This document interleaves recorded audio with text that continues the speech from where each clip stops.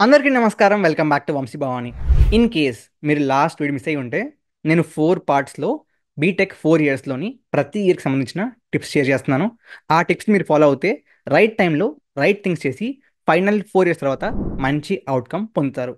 Outcome as I said could be anything. It could be a good job, it could be good further స్టడీస్‌లో opportunity, it could be your own startup, whatever. But ఆ outcome బాగా shape అయ్యేందుకు ఈ tips బాగా help అవుతాయి.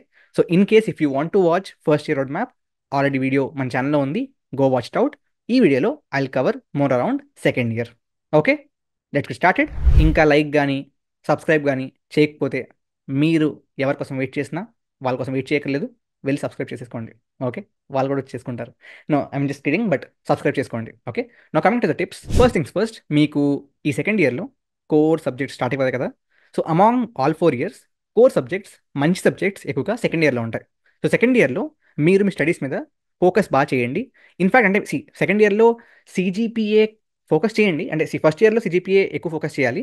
Second ఇయర్లో still focus on CGPA, but CGPA కంటే ఆ కోర్ సబ్జెక్ట్స్ యొక్క ప్రాక్టికల్ నాలెడ్జ్ మీద ఎక్కువ ఫోకస్ చేయండి. అంటే ఇప్పుడు సెకండ్ ఇయర్ డిఎస్ఏ ఉంది. Okay, DSA for your BTech semester exam ఎంత కావాలో అంత చదివితే సిజిపిఏ బాగానే వచ్చేస్తుందేమో, కానీ ఆ నాలెడ్జ్తో మీకు డిఎస్ఏ ప్రాక్టికల్ ఇంప్లిమెంటేషన్ దగ్గర రాదు. సో నేను చెప్తుంది ఏంటంటే, ఈ సెకండ్ ఇయర్ అనే సబ్జెక్టుల్లో అగైన్ థియరీ నాలెడ్జ్ కావాలి first semester and all, but practical knowledge మీద, ప్రాక్టికల్ ఇంప్లిమెంటేషన్ మీద ఫోకస్ ఎక్కువ చేయండి.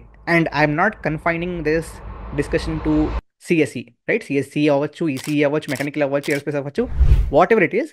ప్రతి బ్రాంచ్లో కూడా సెకండ్ ఇయర్లో మంచి కోర్ సబ్జెక్టులు ఉంటాయి. వాటి యొక్క ప్రాక్టికల్ ఇంప్లిమెంటేషన్ మీద బాగా ఫోకస్ చేయండి. బికాస్ ఆ ప్రాక్టికల్ ఇంప్లిమెంటేషన్ మీకు తర్వాత ఇంటర్వ్యూస్లో, జాబ్స్లో బాగా హెల్ప్ అవుద్ది. ఓకే, ఆ తర్వాత మీరు సెకండ్ ఇయర్లో ఇప్పుడు ఈ స్టేజ్లో after you have that experience and context, మీరు ఫర్దర్గా ఏం చేద్దాం అనుకుంటున్నారు? జాబా, ఫర్దర్ స్టడీసా, సొంత స్టార్టప్పా, ఏంటి అనే ఒక ఐడియా తెచ్చుకోండి. Right, this is a good time to start planning. Right, first ఇయర్లో కాంటెక్స్ట్ లేదు కాబట్టి మీరు ఎక్కువగా ఆలోచించలేరు అండ్ ఐడియాస్ రావు. బట్ ఈ సెకండ్ ఇయర్లో మీకు కాంటెక్స్ట్ వచ్చేస్తుంది కాబట్టి స్టార్ట్ ప్లానింగ్ అవుట్. ఆ తర్వాత అలాంగ్ విత్ ఆ గోల్, జాబ్ అవ్వచ్చు, ఫర్దర్ స్టడీస్ అవ్వచ్చు, స్టార్టప్ అవ్వచ్చు, వాట్ ఎవర్. రైట్, ఆ గోల్తో పాటు ఒక సెకండరీగా ఒక domain చూసేసుకోండి.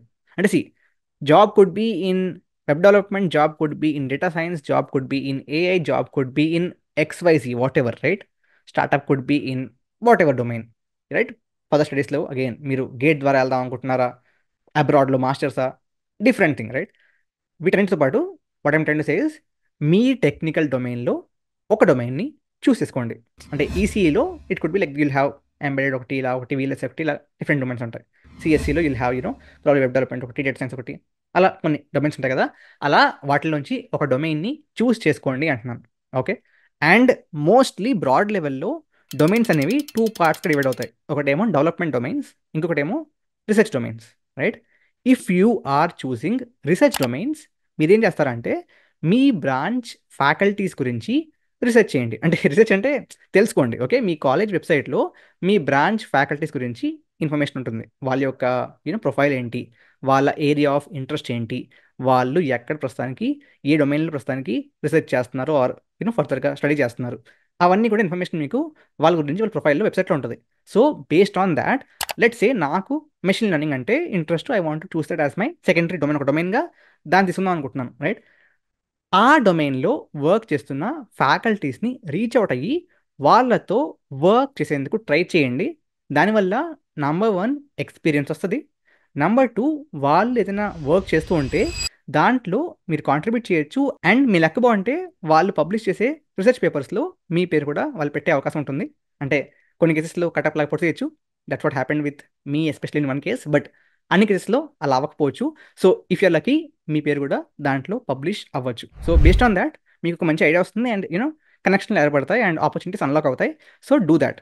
But let's you want to do something in development fields. దానికోసం you need not have a separate mentor. Internet is your mentor. Keep building projects and keep learning. Right, so what's important, ఒక long term goal choose చేసుకోండి. ఆ తర్వాత మీ technical ఏదైతే area ఉంటుందో ఆ technical ఏరియాలో ఒక డొమైన్ని చూస్ చేసుకుని దాంట్లో ఫర్దర్గా పర్స్యూ చేయడం స్టార్ట్ చేయండి. ఆ తర్వాత అంటే ఫస్ట్ ఇయర్ మీకు పెద్దగా ఏమీ నాలెడ్జ్ లేదు కాబట్టి ఏం చేయలేదు, బట్ సెకండ్ ఇయర్ కాబట్టి start participating in hackathons and competitions as much as possible.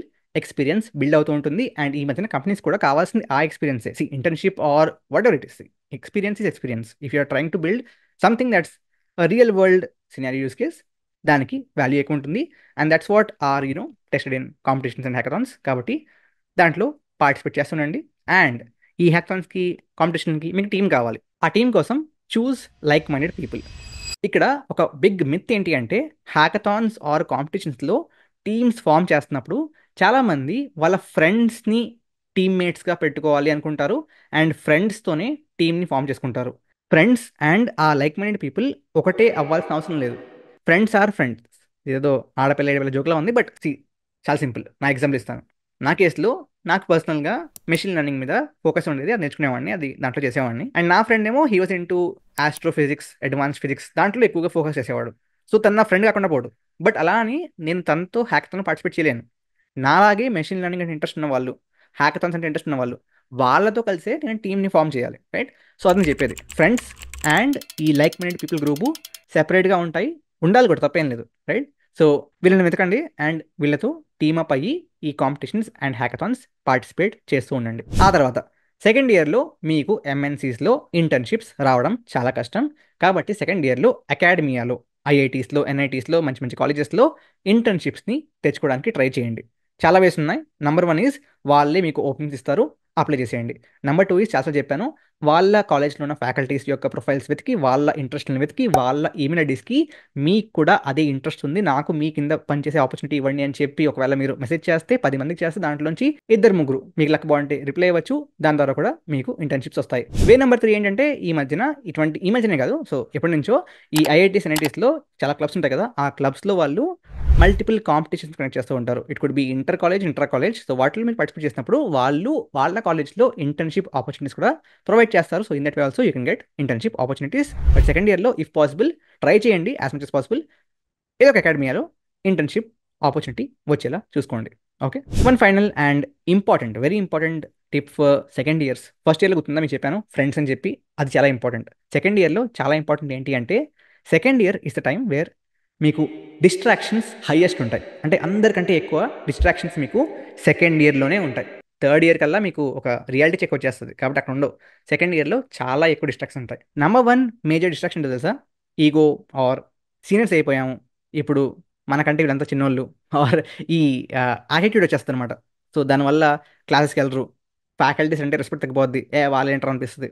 తెలియకుండానే ఒక చిన్న జోన్లోకి వెళ్ళిపోతారు. ఆ జోన్ నుంచి మళ్ళీ ఆటోమేటిక్గా థర్డ్ ఇయర్లో వచ్చేస్తారు. బట్ ఆ జోన్లోకి వెళ్ళకండి. Okay, that's the major distraction. Number 2 major distraction ఈ మధ్యన కాలేజెస్లో ఏంటి అంటే, పొగ త్రాగుట, మద్యం సేవించుట ఆరోగ్యానికి హానికరం. కాబట్టి గుర్తుంచుకోండి. Okay, it's not a sign of యాటిట్యూడో ఆర్ ఇది చేస్తేనే మగవాడరా, ఇదంతా చెప్తారు మీ ఫ్రెండ్స్. ఓకే, అందుకే చెప్పాను ఫస్ట్ ఇయర్లో ఫ్రెండ్స్ చాలా ఇంపార్టెంట్ అని చెప్పి. కాబట్టి be very strict in things like this. That's why learning to say no is very important. కాబట్టి ఆ సెకండ్ మేజర్ డిస్ట్రాక్షన్ నుంచి కూడా దూరంగా ఉండండి. అండ్ థర్డ్ మేజర్ డిస్ట్రాక్షన్, కొంతమంది దాన్ని డిస్ట్రాక్షన్గా ఒప్పుకోకపోవచ్చు, but it's up to you. ఈ లైక్ తెలిసి తెలియకో రిలేషన్షిప్స్, లవ్ అని చెప్పి అది ఇది అని చెప్పి డిస్ట్రాక్ట్ అవుతూ ఉంటారు. If you are serious into it, it's different thing. But తెలిసిందే కదా, most of it is like casual and 2-3 years తర్వాత అదేం ఉండదు. కాబట్టి focus on things that you want as a outcome. 4 years తర్వాత మీ అవుట్కమ్ ఏంటి? ఆ అవుట్కమ్లో ఒకవేళ మీ రిలేషన్షిప్ కూడా యాజ్ అ గోల్ ఉంటే ఇట్స్ డిఫరెంట్ థింగ్, బట్ ఉండదు చాలామందికి. కాబట్టి టైంపాస్ చేయకండి. Okay, that's another thing. So ఇవి మేజర్ డిస్ట్రాక్షన్స్. ఇవి కాకుండా కూడా ఇంకా ఉంటాయి, మీకు తెలుసు, నాకు తెలుసు. దూరంగా ఉండండి. Okay, so what I'm train to say second ఇయర్లో డిస్ట్రాక్షన్స్తో మీరు ఎఫెక్ట్ అయ్యే ఛాన్సెస్ అత్యధికంగా ఉంటాయి, చాలా హైయెస్ట్ ఉంటాయి. కాబట్టి be safe. Okay, great. These are tips for second year. ఇదే విధంగా third year and fourth year కూడా వీడియోస్ పెడతాను. డెఫినెట్లీ సబ్స్క్రైబ్ చేసుకోండి. Thank you very much. Jai Hind, జై భారత్.